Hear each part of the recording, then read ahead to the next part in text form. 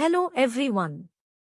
In this tutorial video, we will show you how to reset your password if the school users have forgot password.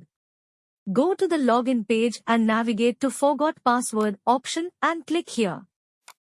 Enter your registered mobile number linked to your school ID. Click on Submit button. On successful validation, it will redirect to next page. Verify your school details. Enter your new password. Click Get OTP.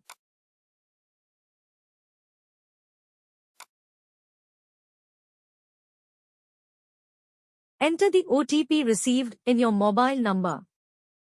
Finally, click the Reset button to reset your new password. On success, it will return to login page with a password reset confirmation message. That's it. This is how a school user can reset the password. Thank you.